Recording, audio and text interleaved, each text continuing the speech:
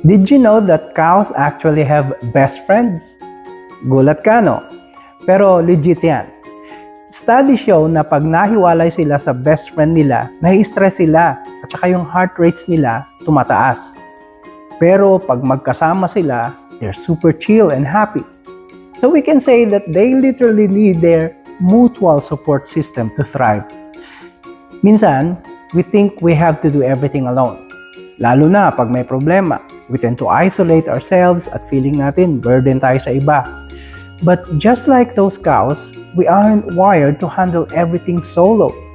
Your people, your friends, your family, they are there for a reason. Sila yung safe space mo.